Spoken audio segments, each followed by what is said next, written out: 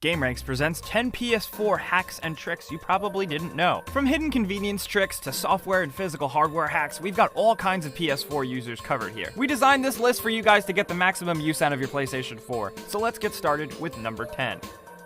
We're going to start off with one that might seem like a no-brainer to the hardcore crowd, but a lot of people don't realize this. Are you a PlayStation Plus member? Well, here's our advice. All those free PlayStation Plus games, stockpile them. Yes, if you just own a PS4 and PlayStation Plus, you can download the free games every month. But what a lot of people don't realize is if you log into your Sony account on the PSN website, you have access to all the free PlayStation Plus games. Those are the PlayStation Plus games on Vita and PS3 and PS4. So really, you should stockpile them. You got nothing to lose, and once you download and claim them, you own them forever in your library. Even when the free on PlayStation Plus promotion expires, you're still going to be able to own those games and play them whenever you want. And it's really great if you're looking towards the future. See a bunch of free PlayStation Vita games, but you don't own a Vita yet? Well, download them all anyway, stockpile them, and save them for the winter. Because then if you finally save up and buy yourself a shiny new PlayStation Vita, you got a pile of games already waiting for you digitally. At number 9, a little known fact in the software menu settings is the fact that if you want to take a video clip or screenshot without navigating to the actual share menu and slowing things down, you can simply tap the share button twice and it'll start capturing video. Or you can go into the share settings and change the share button control type for easy screenshots. So then automatically a screenshot only takes a tap of the share button. If you're a social gamer, I highly recommend changing the share button to a press and hold to bring up the actual share menu. You want to be able to quickly and easily capture screenshots to show to your friends, and this is the best way. It might sound like a basic settings change, but this makes things incredibly simple and much easier for a user. At number 8, did you know you could use a PlayStation Vita as an extra DualShock controller for the PS4? Well, now you know. Yeah, the Vita has a lot of tricks that work with the PlayStation 4, like second screen and all that jazz. But if you're in a bind and you have somebody else that wants to play couch co-op with you, and you don't have an extra DualShock 4 controller because they're so damn expensive, use your Vita. A lot of you guys probably know that you can use Remote Play to beam the game that's playing on the PS4 onto the PlayStation Vita. The only problem with that is that you have to use the same PSN account on the Vita as the PlayStation 4. However, that can be easily surpassed by using Remote Play and then take over the session, and then with the controller you sign in as a guest or another profile. And then boom, there you go. You and a friend can play co-op on PlayStation 4. Sure, the Vita controller takes a little getting used to, but you'll figure it out. Hey, it's a cheap, easy, and quick solution. At number 7, if you want to feel really cool like Tony Stark and talk to your game console, but you don't have an Xbox One or you just can't be bothered with the Kinect, well, you can actually use voice commands through the headset mic that comes with the PlayStation 4. Yes, the PlayStation 4 does have voice commands that work with the PlayStation camera. That being said, not a lot of people bought the PlayStation camera, so you can use voice controls through the included headset. There's a tiny little microphone tucked away on the volume slider on the little headset. So when it's plugged into the controller and when you enable voice controls in the PlayStation settings, all you have to do is say PlayStation followed by any command. The commands are pretty basic, but they do work fairly decently. You can say the name of a game, start game, open up Music Unlimited, access your library, bring up the internet browser. It's pretty nifty, and it works, I'd say, 85% of the time, which is pretty good for voice controls. It's a small little known feature that might make your gaming life a little bit easier.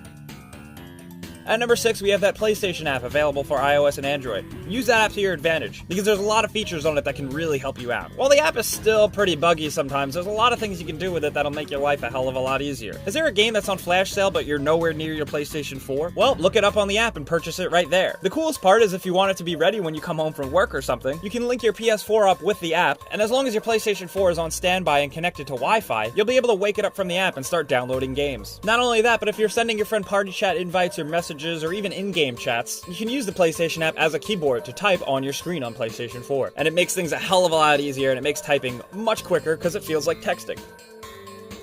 And at number 5, we have another one that a lot of people have missed, even though it's so simple. I'm even stupid enough that I didn't realize this until probably a year after owning a PlayStation 4. You can use a phone charger to charge your controller, you idiot. Yes, I know a lot of you guys will probably make fun of people who didn't know in the comments, including myself, but for a while I had that short PlayStation 4 cable, meaning I had to be so close to my console in order to charge my controller and play at the same time. Of course, you can charge your controller over standby mode via the PS4, but sometimes that's not enough. If you have an Android phone with a micro USB charger, you can just plug in your controller and charge it next to you while you play and make your life 10 times easier. Yes, that is probably one of the more simple life hacks we've ever put on a list, but seriously, some people don't realize this. We actually saw a lot of people on forums and Reddit who had no idea and were pleasantly surprised, so there.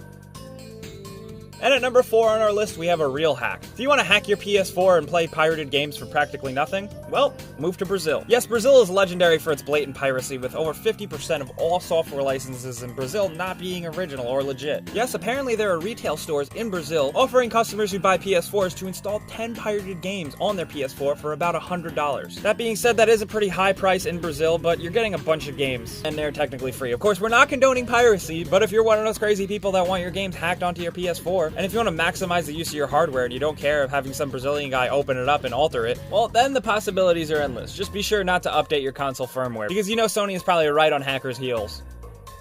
At number 3, guys, listen, we are players of video games in the 21st century. It's 2015 now, and games need constant updates and patches, and it's awful and terrible and annoying. That being said, with this newer generation of consoles, you can make your life 10 times easier. Setting up automatic downloads will save your life. When you go into settings and switch on automatic update, your PS4 system searches for game updates, system updates, and content. And if you guys own a PS4, you know there's always something to download, whether it's a game update, a software update, a patch, anything. So if you're not too concerned about bandwidth or using power, definitely leave your PlayStation on standby with this setting enabled, because stuff will download while you sleep like an angel. Then when you actually go to play a game, you don't have to wait and sit there while something downloads or installs, because it's already been done for you, whether you like it or not, without you even realizing. Again, it seems like an obvious one, but some people out there just don't know this shit.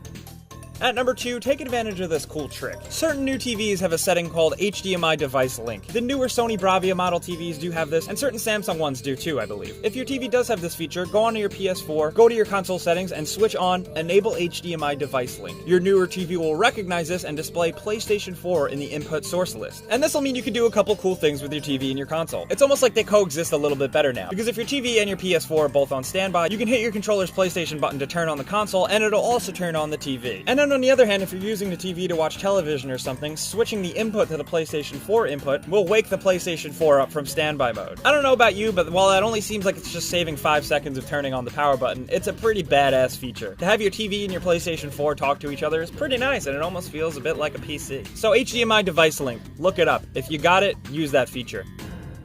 And at number 1, we got a physical hardware trick for you. Say you bring a game over to a friend's house and you're playing it on his PS4. Now, what if suddenly the power goes out or his PlayStation just completely stops working? That disc is stuck in the drive, right? There's no way you can get it out, and it sucks for you. You're just gonna have to wait until it can get fixed or, you know, whatever. Well, it turns out there's actually a trick. There is a screw on the outside that manually releases the disc. All you have to do is remove the plastic shiny part of the PlayStation 4 and it's right there. You can save yourself a lot of trouble there, especially with some PlayStation 4 drives already being kind of faulty. Just be careful though, the screw is really crappy and small, so be careful not to strip the screw or break it, because then you're totally shit out of luck. So there you have it, guys. Those were 10 PS4 hacks/tricks that some of you probably didn't know. We designed